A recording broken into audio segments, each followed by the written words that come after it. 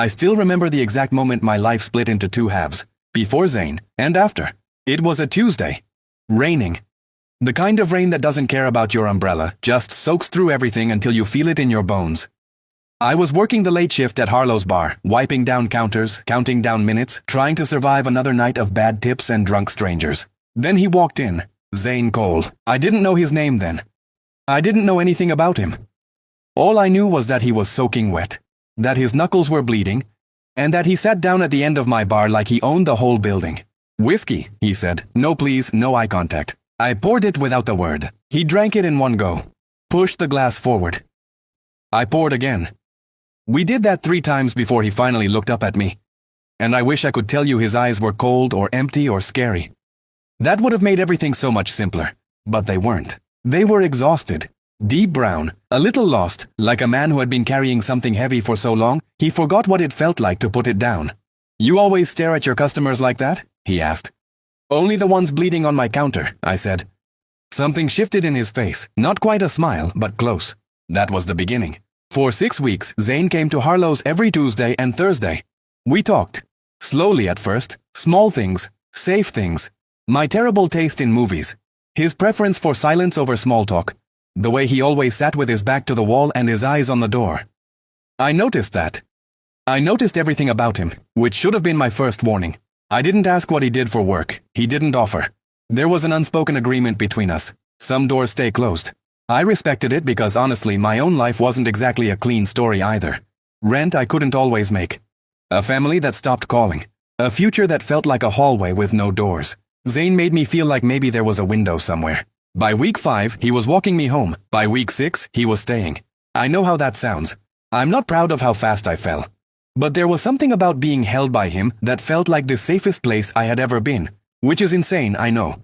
Because I found out later that those same hands had done things I can't even say out loud. But I didn't know that yet. What I knew was his laugh, rare and low and genuine. The way he made coffee in the morning like it was a sacred ritual. How he'd go quiet sometimes, staring at nothing. And I'd just sit beside him and wait because I somehow understood he didn't need words. He needed presence. Then one morning I woke up and his side of the bed was cold. No note, no text, no trace. Just gone. Like he had never existed. I told myself not to spiral. People leave. I knew that better than anyone. I went back to work. I kept wiping counters. I kept counting tips. I kept waiting for Tuesday. Old habit. But Tuesday came and went, and the stool at the end of my bar stayed empty. 3 weeks later, I was crouched over a toilet at 6 a.m., throwing up everything I had eaten since 2019. I told myself it was stress. I told myself that for 2 weeks. Then Dr. Theo Banks, my doctor, my friend, the only person in my life who had the nerve to say things I didn't want to hear, held up a test result and gave me a look that said everything before his mouth opened. "Riley," he said carefully, "you're pregnant." The room didn't spin like people say it does in movies. It just stopped. Everything stopped. I sat there in that cold clinic chair and thought about Zane's brown, exhausted eyes and his careful hands and the way he kissed my forehead the last night he was there, long and slow, like a goodbye I hadn't understood yet. "How far?" I whispered. 7 weeks, Theo said. 7 weeks. Right on time. I walked home in a daze. Sat on my kitchen floor for a long time. Then I did what any reasonable person in crisis does. I picked up my phone to call the one person who had made me feel safe. The number was disconnected. I tried again, same result. I went to his apartment, the address I'd only been to twice, always at his invitation. The super looked at me like I was confused. "That unit's been empty for 2 months, he said. "Nobody named Zane Cole ever lived here." I stood on that sidewalk in the cold and felt something harden inside my chest. He wasn't just gone. He had been erased. And I was standing here, 7 weeks pregnant, with no name, no number, no address, nothing but a ghost's baby growing inside me. Who was Zane Cole really? And why did someone go through the trouble of making him disappear so completely? I did what any person does when they're desperate and out of options. I Googled him. Zane Cole. I typed it in at 2 a.m. sitting on my kitchen floor with a half-eaten sleeve of crackers, because apparently that's what my body wanted now. Crackers, at 2 a.m., while my entire life collapsed quietly around me. The search results came back thin. Too thin. A LinkedIn with no photo that hadn't been updated in 3 years. A college record from a small university in Ohio. A gap after that, nothing. No social media, no news mentions, no digital footprint that a normal living breathing person would leave just by existing in the world. It was like someone had taken scissors to his life and cut carefully around the edges. I stared at that LinkedIn for a long time. Ohio. He had studied logistics and operations management. I almost laughed. Logistics? Sure, that tracked in a terrible way. I closed my laptop and tried to sleep. I couldn't. By morning, I had made a decision. I wasn't going to fall apart. I wasn't going to sit in my apartment getting bigger and more scared, while whoever erased Zane Cole counted on me knowing nothing and staying quiet. I went to Theo. He opened his door in his pajamas, took one look at my face, and stepped aside without a word. That's the thing about real friends. They don't make you explain yourself at 7 a.m. They just let you in. I sat at his kitchen table and told him everything. The whole 6 weeks. The disappearance. The disconnected number. The super who looked at me like I was inventing a person. Theo was quiet for a long moment. Riley, he said slowly. The name on your file. The emergency contact you listed when you first registered at my clinic. You put Zane Cole. I know. I ran it through our insurance verification system last week when I was updating patient records. He paused. It flagged. I went still. What do you mean it flagged? Theo got up, went to his home office, came back with a printed sheet. He slid it across the table like it was something that might bite us both. The name Zane Cole had come back as a federally protected identity. I read that line 4 times. Federally protected identity. That's not a regular person, Theo said quietly. That's a cover name. Someone built that identity on purpose and someone else buried it on purpose. Riley, whoever this man was, he was not who he told you he was. I sat with that for a long time. Here is the thing nobody tells you about finding out the person you trusted most was living a constructed life. It doesn't feel like anger first. It feels like grief. Like mourning someone who technically never existed. Like trying to hold water in your hands and watching it go and knowing you can't even be properly heartbroken because what exactly are you heartbroken over? A name that wasn't real. An apartment that was never his.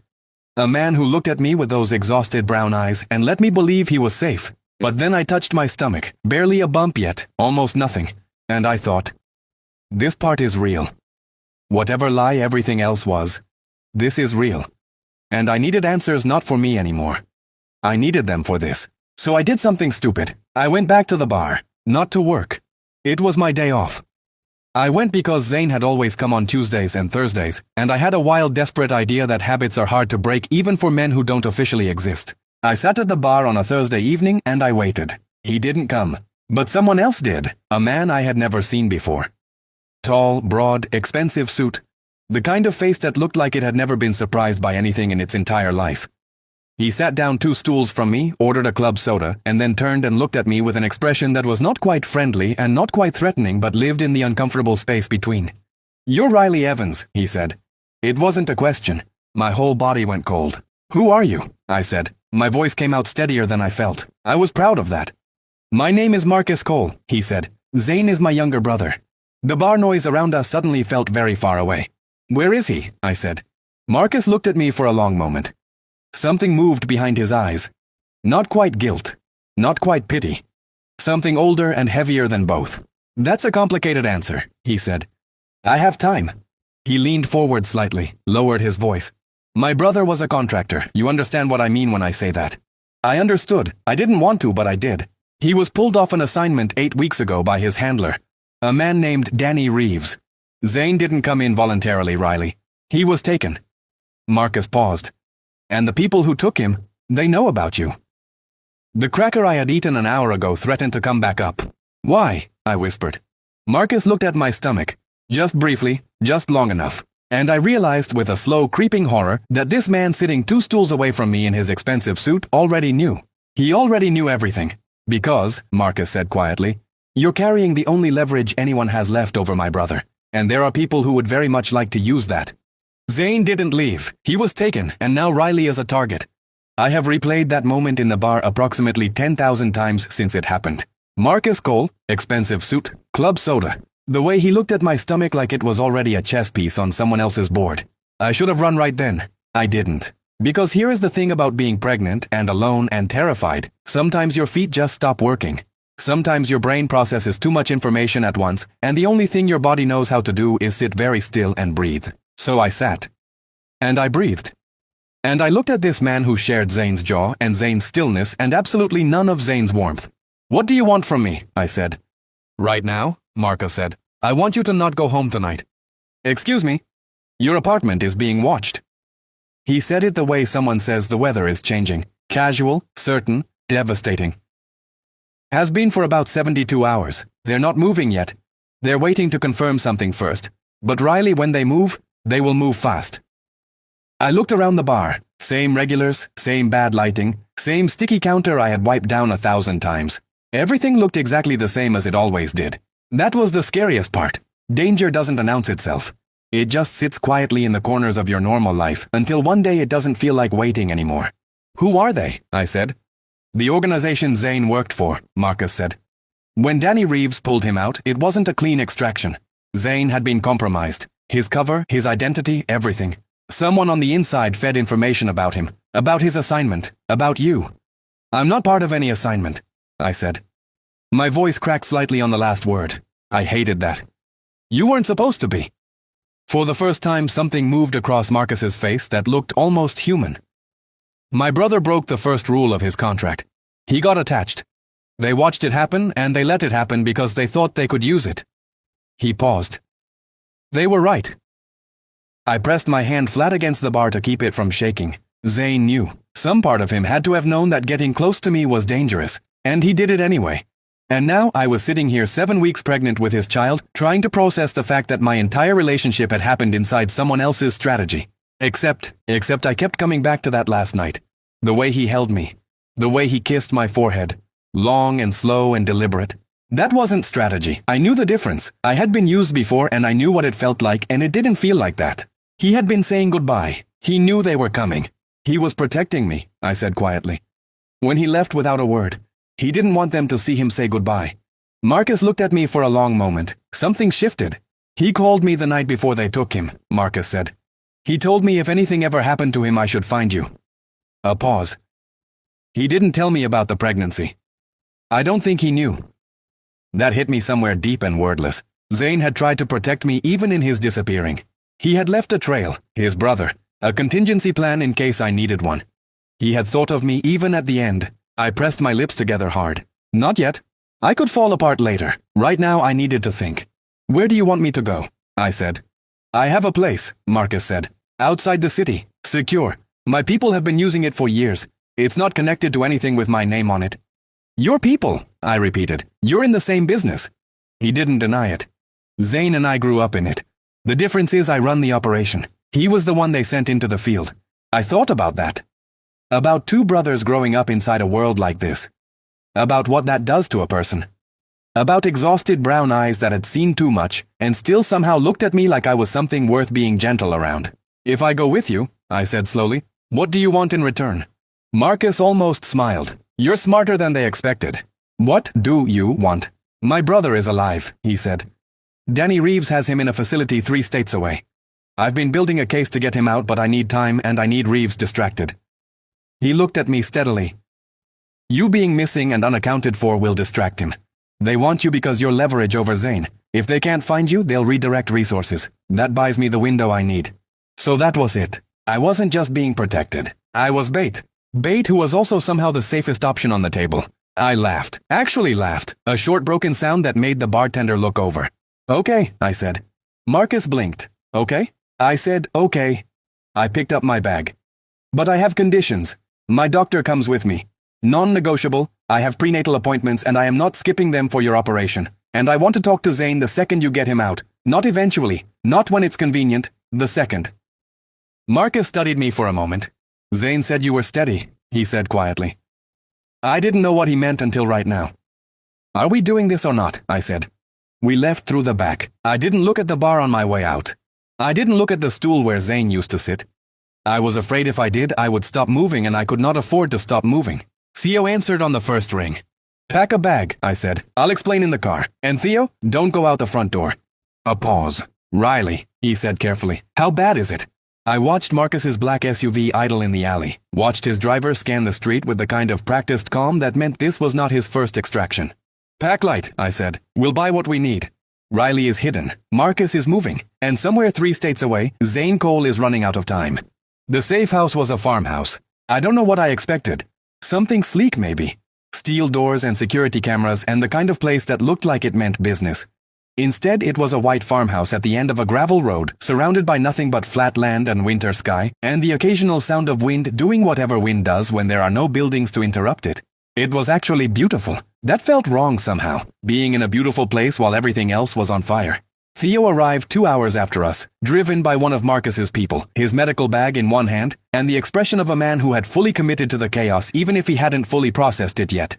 He walked in, looked around, looked at me, looked at Marcus, and said, "Someone better explain this from the beginning because I am a doctor, not a spy, and I would like to remain clear on that distinction." I loved him for that. Marcus gave us 2 rooms side by side on the second floor. Mine had a window that looked out over the fields. I sat on the edge of the bed that first night with my hand on my stomach, and I talked to the baby for the first time.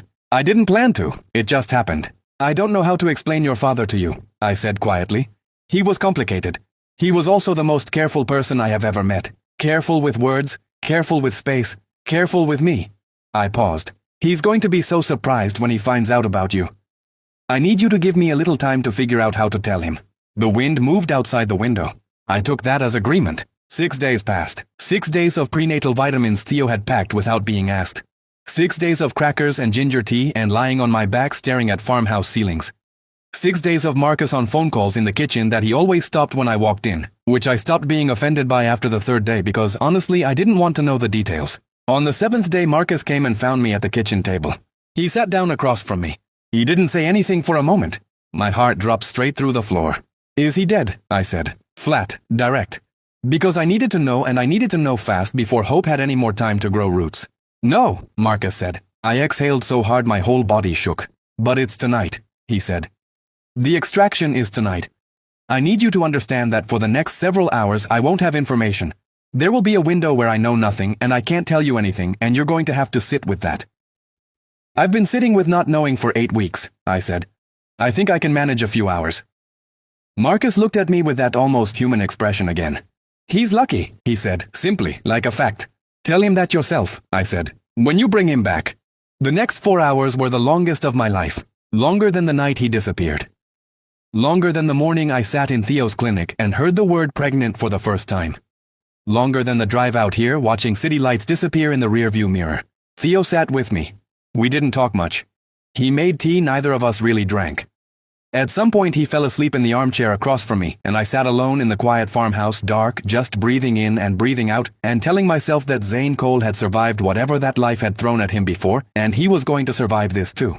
He had to. He didn't know yet that there was a reason bigger than himself waiting for him. At 4:17 a.m. my phone rang. "Marcus." I answered before the first ring finished. "He's out," Marcus said. "He's out and he's alive. Roughed up but nothing critical. We're 40 minutes away." I put the phone down on the table very carefully. Then I put my head down on my arms and cried for the first time since all of this started. Not sad crying. The other kind. The kind that has been dammed up behind every practical decision and steady voice and one foot in front of the other for 8 weeks straight. The kind your body saves until it finally gets the signal that it's allowed. Theo woke up, assessed the situation in approximately 4 seconds, and came and put his hand on my back without a word. Good man, truly. I heard the car on the gravel at 4:52 a.m. I was standing in the doorway of the farmhouse when they came in. Marcus first, 2 of his men, and then Zane. He was thinner. There was bruising along his jaw and a cut above his eyebrow that had been cleaned but not properly dressed, and he was walking with a slight careful lean that told me his ribs had taken something significant. But he was upright, and when he looked up and saw me standing in that doorway, his whole face did something I had never seen it do before. It broke open. Not in a sad way. In the way of something that has been held under pressure for a very long time finally being allowed to surface. He crossed the room and he held me and I let him, and for a long moment neither of us said anything because there was too much and also somehow nothing that needed to be said yet. Then he pulled back and looked at my face, reading it the way he always read everything, carefully, completely. "You're okay," he said. His voice was rough. "I'm okay," I said. He exhaled, his forehead dropped to mine. "I'm sorry," he said. "Riley, I am so sorry. I didn't have time to—" "I know," I said. "Marcus told me, I know." He closed his eyes. Then I took his hand, and I placed it against my stomach. He went completely still. I watched his face move through about 7 different expressions in 4 seconds. Confusion, calculation, realization, shock. Something enormous and wordless that I didn't have a name for but felt like watching a man discover for the first time that the world contains something worth staying in it for. "Riley," he breathed. 11 weeks, I said. Theo has all the details. There are scans. You can look at them whenever you're ready. Zane looked down at where his hand was pressed against me. His jaw worked. His eyes went bright in a way I had never seen, and I had studied this man's face like a map. I didn't know, he said. I know you didn't. I would never have... He stopped, started again. If I had known... Zane. I put my hand over his. You're here now. He looked up at me, and this time when I saw those brown exhausted eyes, they were not just tired. They were home. Marcus appeared in the doorway behind us, read the room in 1 second flat, and turned around without a word. Somewhere behind him I heard Theo mutter something about finally, and then the sound of a kettle being put on because that man's answer to every emotional situation was hot beverages, and honestly he was not wrong. Zane stayed. He didn't say much more that night. He sat beside me on the edge of that farmhouse bed and held my hand and looked at the scan Theo printed, and didn't speak for a very long time. Then quietly, roughly, like a man making a promise to more people than just me, I'm done, he said. After this, I'm done with all of it. I looked at him. Marcus can find someone else, he said. I can't be that person anymore. He looked at my stomach. I won't be. I didn't tell him it would be easy. I didn't tell him the people who knew his name would simply forget it. I wasn't naive, and neither was he. But I believed him, because Zane Cole was the most careful person I had ever met. And he had just decided that we were the thing most worth being careful with. Some people come into your life like a storm. Zane came in quietly on a rainy Tuesday, bleeding at my bar. I didn't know then that he would turn my whole life upside down. But I also didn't know that upside down could somehow still feel like the right way up.